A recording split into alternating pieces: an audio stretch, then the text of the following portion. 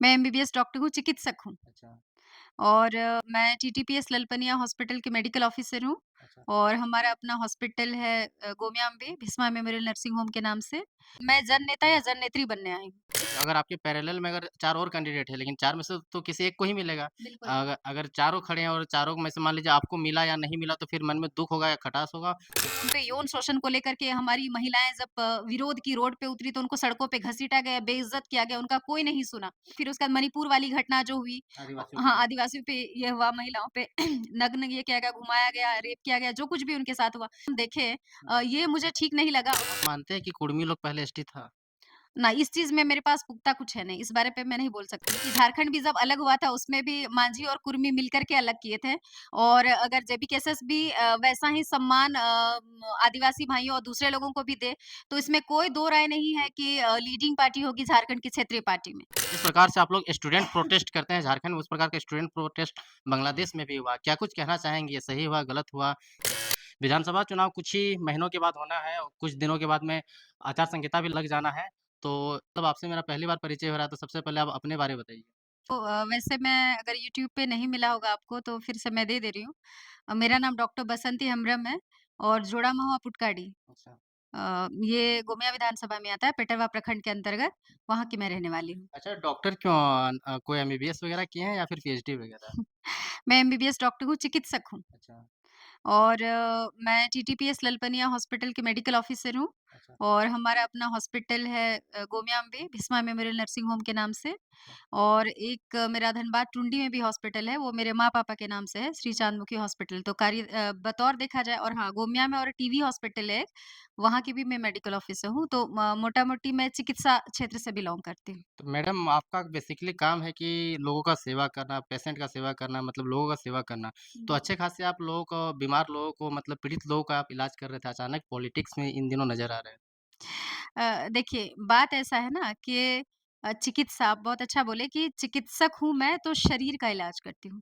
शरीर में अगर किसी भी अंग में कोई बीमारी होती है तो हम उसका इलाज करते हैं और अगर देखा जाए कि चिकित्सा एक जनसेवा है, उसी तरह क्षेत्र, समाज और राज्य के लोगों के लिए सेवा करना, वो भी देखा जाए तो एक चिकित्सक ही राजनेता जो होते हैं, अगर वो जननेता हो और समाज की कुरीति, चुनौतियों को चैलेंज करते हुए उसके साथ बढ़े, उसके लिए हल निकाले, तो भी एक चिकित्सक का ही काम होता है देखा जाए तो। बस वो एक शरीर का है और ये होता है समाज का।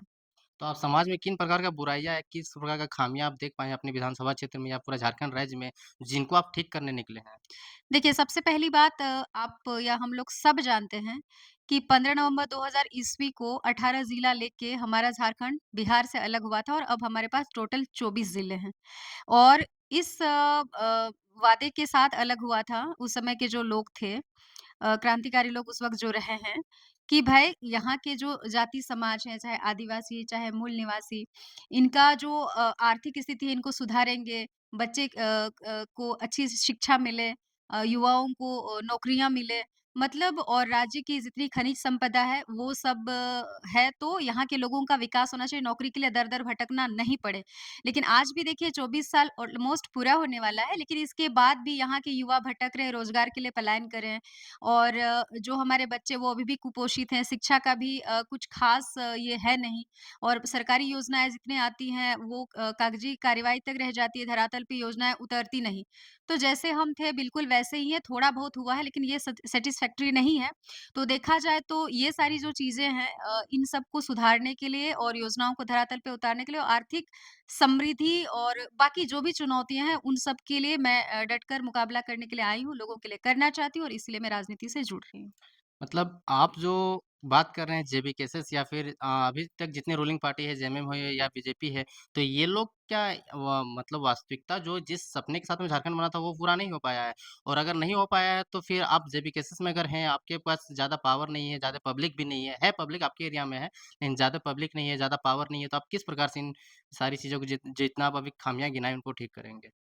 देखिए, आप सही बोले पिछले 24 सालों में भाँति-भाँति के राजनेता और भाँति-भाँति के प्रत्याशी हमेशा आए हैं क्षेत्र में और हमेशा से ये दावा रहा है उनका कि भाई मुझे मौका दीजिए, मैं उस जगह पे जा कर के समाज के लोगों के लिए आर्थिक स्थिति को सुधारूँगा, योजनाएँ लाऊँगा ताकि चाहे बालक हों, चाहे वयस्क हों, चाहे वृद्ध हो, चाहे महिलाएँ हों, सबका विकास होगा। है ना?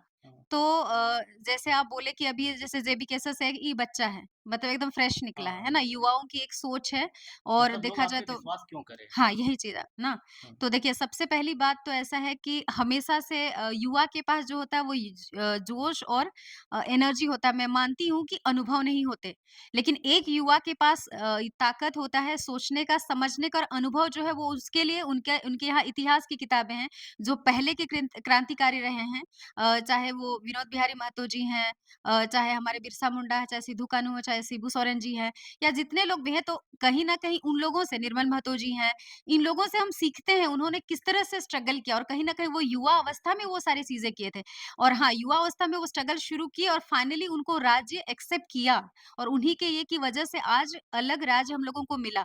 तो मैं दर्शकों से यही कहना चाहूँगी कि बेशक हम युवा हैं, लेकिन जेबी केसेस जैसे हमारे सुप्रीमो जयराम महतो जी ने लोगों को जगाने का काम किया, अपने हक और अधिकार को पहचानने का उन लोगों को सिखाया है।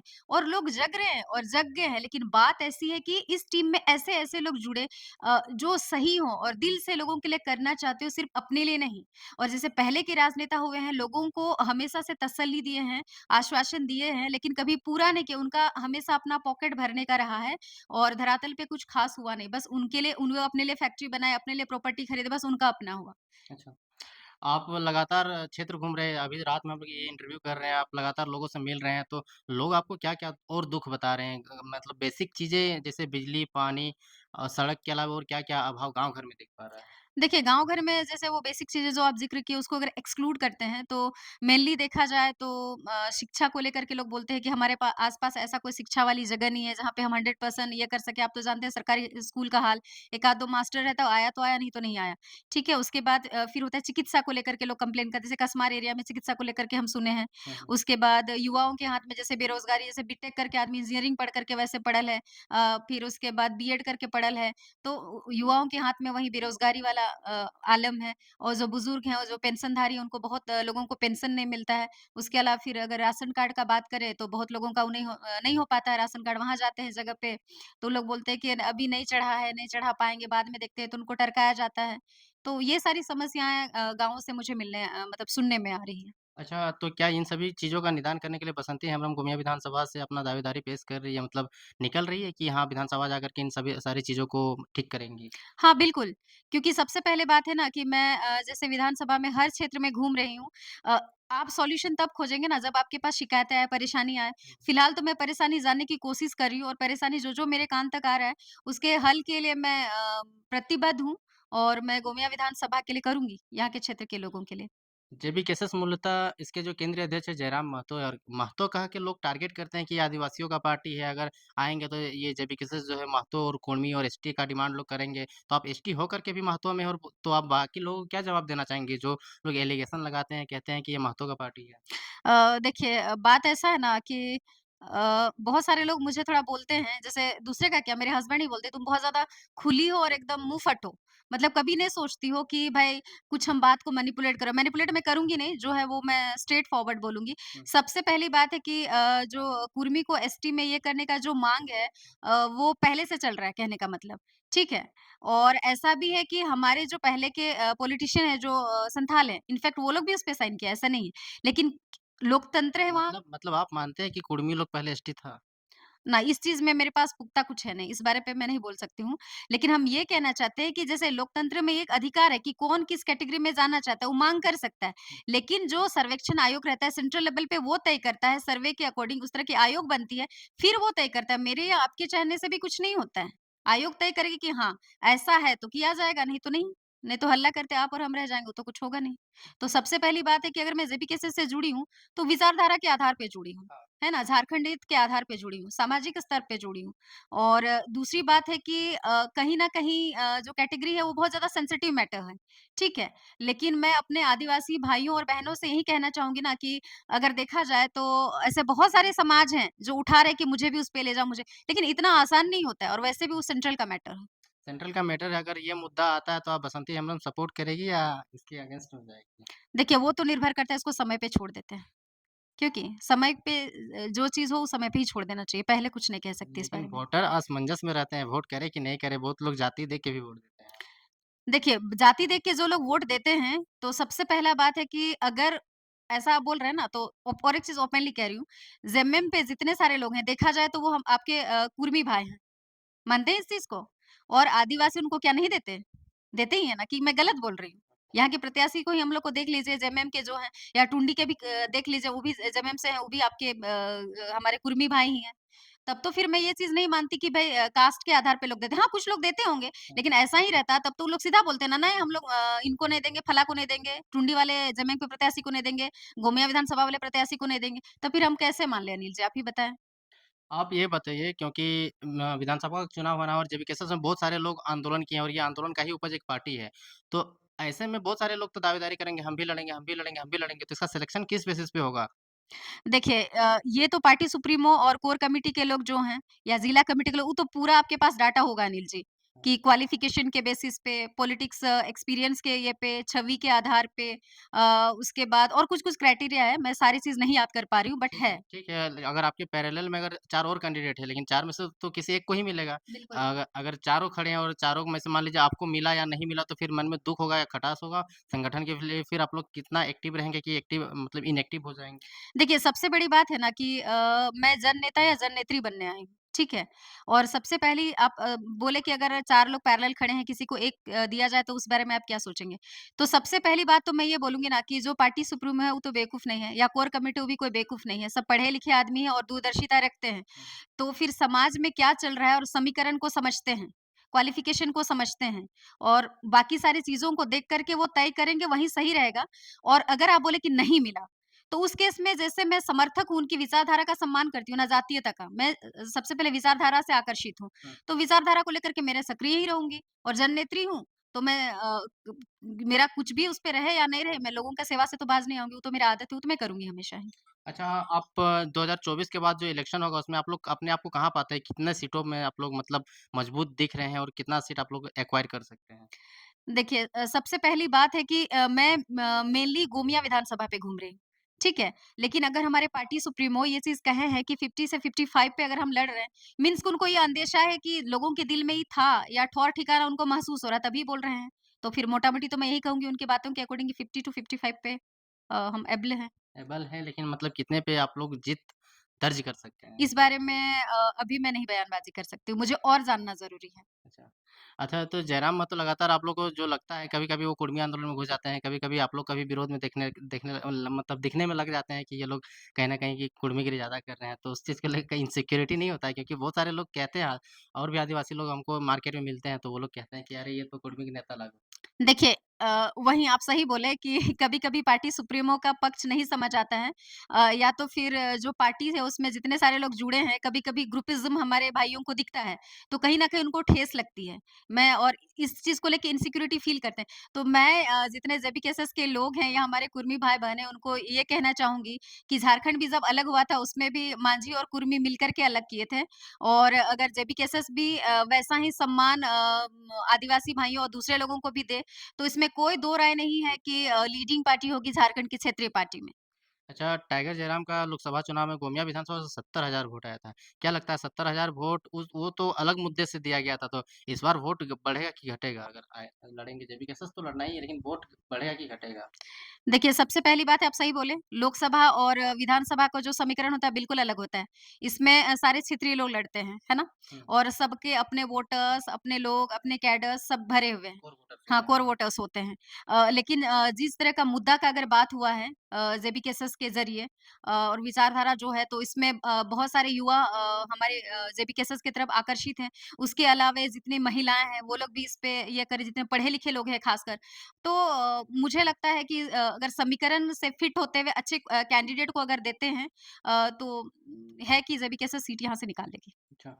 तो ये थी हमारे साथ में बसंती जी, जो कि गोमिया विधानसभा में अपना दावेदारी पेश कर रही है और ये कहीं न कहीं मूलतः इनका कहना है कि अगर यहाँ से दिया जाता है, तो कहीं न कहीं जो जातीय समीकरण है, क्योंकि आप संथाल समाज से आते हैं, कुड़मी समाज के लोग इस विधानसभा क्षेत्र में ज़्यादा पाए जाते हैं। अच्छा, एक चीज़ अब पूछना आपसे भूल गए मैडम कि आप हेमंत सोरेन का जो कार्यकाल रहा 5 साल कैसे देख रहे हैं? युवाओं को रोज़गार देना हो, चाहे बेरोज़गारी भत्ता देना हो, चाहे महिला वर्ग को लेकर के या किसान वर्ग को लेकर के, ये सब को आप किस रूप में देख रहे हैं? किस प्रकार से काम हुआ है? देखिए हमारे जो माननीय मुख्यमंत्री जी हैं जब वो आने वाले मैनिफेस्टो जब वो बनाए थे उसमें लाखों नौकरियों की बात की गई थी। एग्ज़ैक्टली मुझे याद नहीं है 5 लाख या 3 लाख जो बोले थे ऐसा समथिंग। तो मैनिफेस्टो में जितना सारा वादा किए थे वो सब तो कुछ हुआ नहीं। और बाकी और कुछ-कुछ योजनाएँ आई, तो कुछ-कुछ लोगों को मिली लॉलीपॉप जैसा और धरातल पे पूरी तरह नहीं उतर पाई। और ऐसा बहुत सारा चीज़ है जिसमें सरकार नाकाम ये हुई। अब मुझे नहीं मालूम कि गठबंधन है थोड़ा बहुत इसलिए खींचातानी चलता है या क्या चलता है, लेकिन जितना उम्मीद किए थे उतना नहीं हो पाया। निराशाजनक है। ठीक है। राज्य से ऊपर आते हैं देश में। देश का जो मंत्रिमंडल है, मोदी सरकार का मंत्रिमंडल है, आप उनके कामों को किस प्रकार से देख पाते हैं? काम कैसा कर रही है मोदी सरकार? देखिए अगर इसमें किस तरह से मैं ये करूँ, अगर सीमा सुरक्षा को लेकर के अगर हम बात करें तो 2 जगह मुझे थोड़ा दुखद लगता है।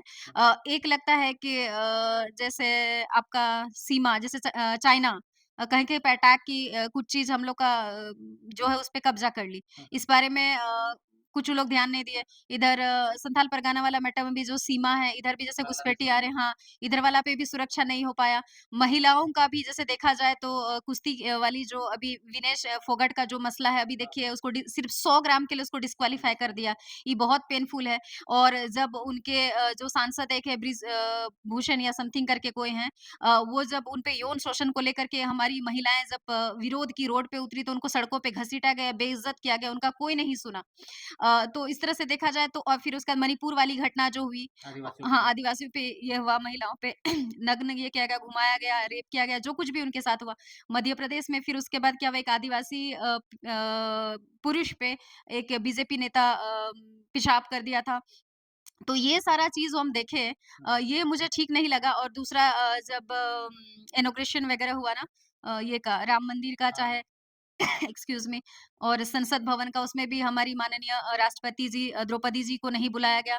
तो कहीं न कहीं मुझे जातीयता अंतर दिखता है, फिर एक-दूसरे को लेके नफ़रत जो फैलाते हैं, ये सब दिखता है। देश से बाहर जाते हैं, थोड़ा इंटरनेशनल मुद्दे पे बात करते हैं, तो अभी बांग्लादेश का मैटर गरमाया हुआ है। जिस प्रकार से आप लोग स्टूडेंट प्रोटेस्ट करते हैं झारखंड में, उस प्रकार का स्टूडेंट प्रोटेस्ट बांग्लादेश में भी हुआ। क्या कुछ कहना चाहेंगे, ये सही हुआ, गलत हुआ? ये जो एक्टिविटी पूरा जो प्रकरण हुआ, आप इसको किस रूप में देखते हैं? देखिए, आपको पता है अनिल जी, आप भी पढ़े हैं और हमारा सपना होता है जब हम 10th पे रहते हैं, 12th पे रहते हैं कि यार जब मैं निकलूँगा ना तो मैं ये जॉब करूँगा, मेरे पास गाड़ियाँ होंगी, बंगला होगा, ये होगा, बीवी होंगे, बच्चे होंगे, शान से हम जिएँगे। ये हर युवा का सपना होता है। हुँ, लेकिन बांग्लादेश में क्या हुआ ना कि जैसे आप जानते हैं शेख हसीना जी जो रिसेंट पीएम प्रधानमंत्री हाँ, हाँ, हैं, तो उनके जो अब्बू थे मतलब पापा जो थे वो अलग किए थे पाकिस्तान से बांग्लादेश को, ठीक है? तो अब क्या हुआ कि उसमें जो आंदोलनकारी रहे हैं आंदोलनकारी जो रहे हैं, उन लोगों को एक रिज़र्वेशन मिलता था।